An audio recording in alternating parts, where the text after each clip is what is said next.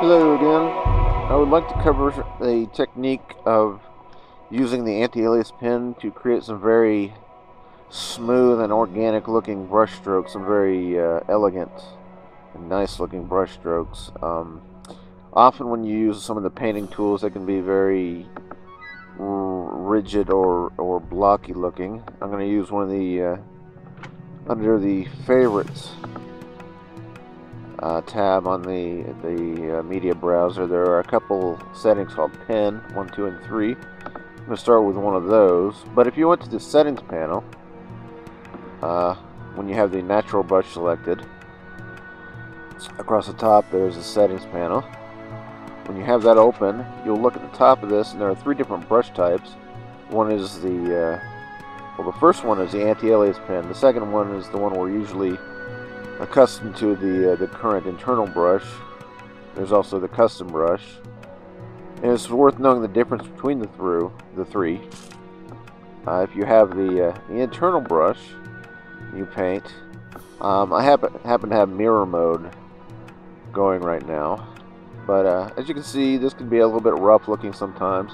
It's really designed to be a naturalistic type of tool, not necessarily a sub-pixel accurate tool. And some people complain that they're only small brushes that you can use with that. But the point of the program is that you're not limited to just these little few shapes that you can load in. Say, for example, these little flower shapes here or whatever. You're not really limited to loading these in. But you are able to, for example, make a drawing and then pick up that drawing, and that becomes a new brush using the brush selector tool. And that's what we call a custom brush, and that could be a brush of any size. It could be the size of this whole panel if we wanted to.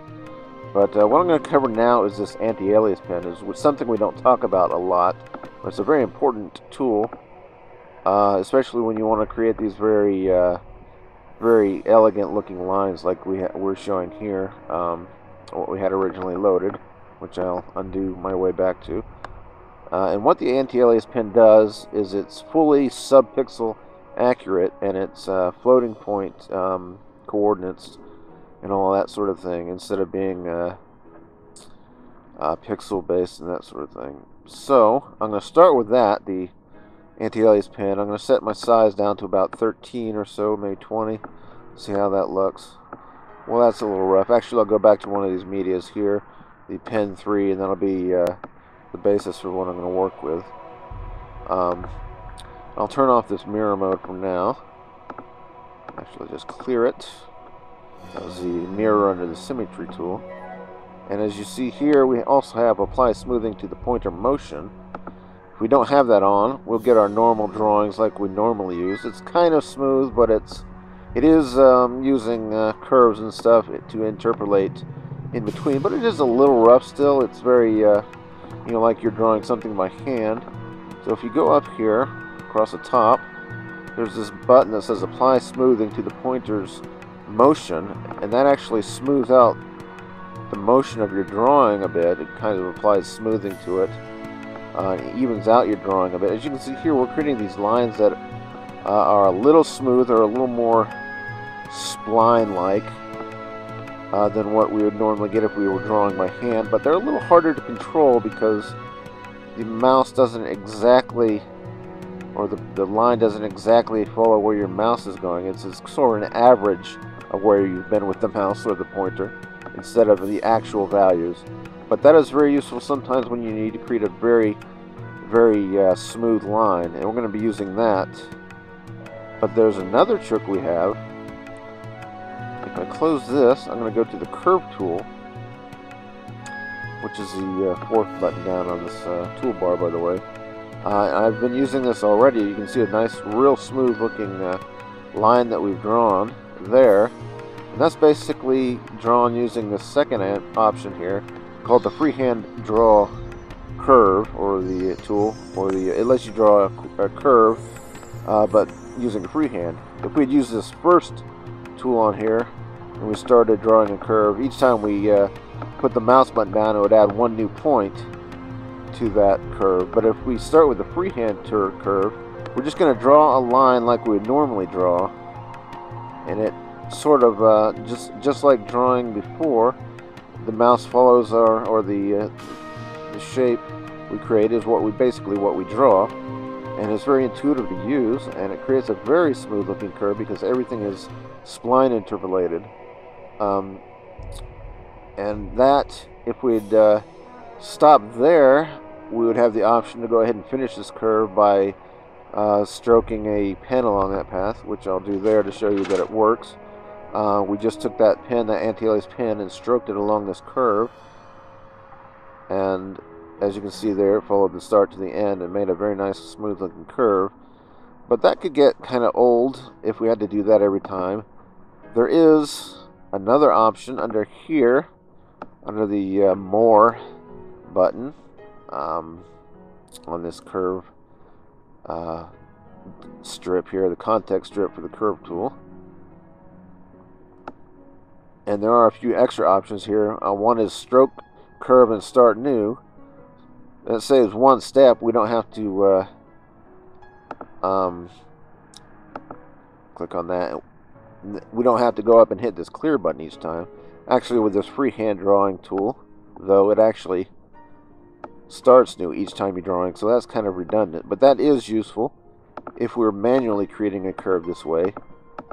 Instead of going up here and finishing the line there and then clearing that, this will actually do both steps for you. This is sort of a shortcut. Or if you would wanted to fill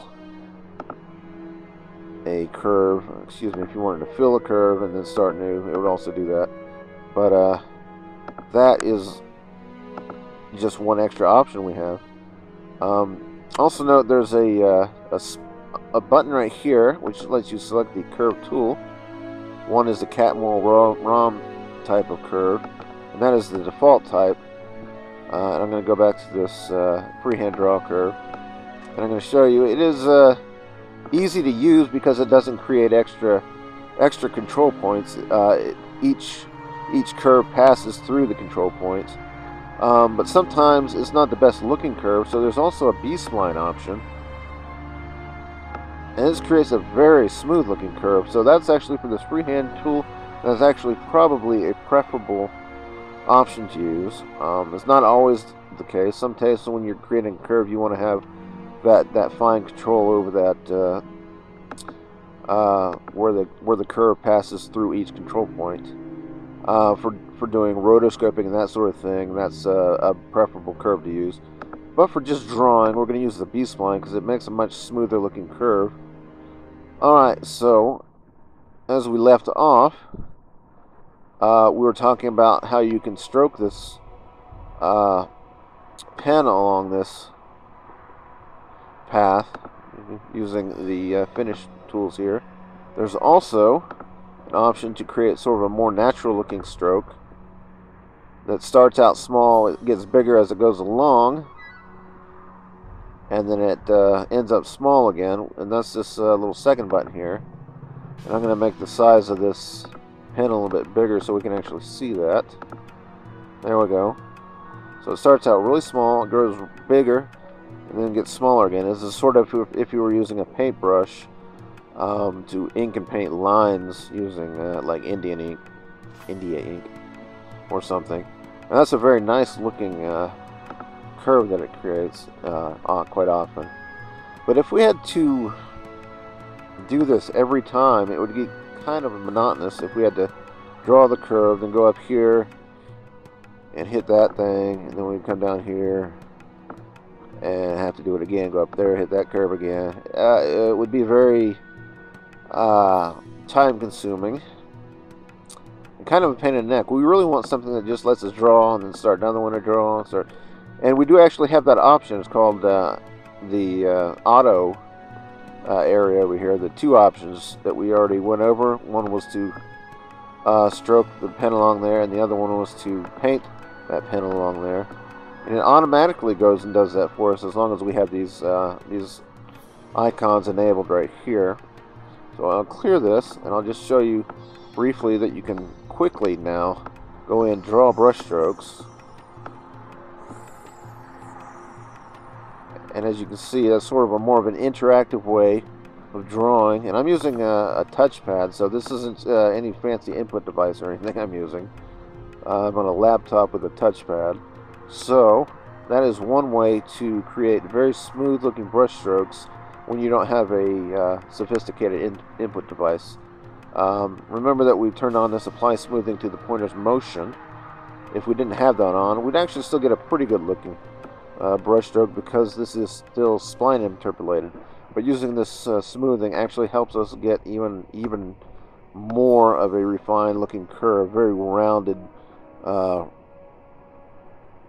spline looking type of curves.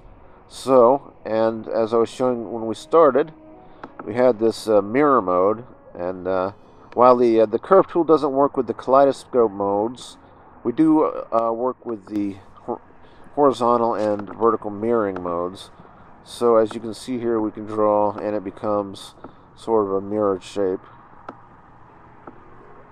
as you see there. So that was just one way in the program to create a more refined looking curve, and hope to cover more things like this in the future. So hope you enjoy that, and see you again later.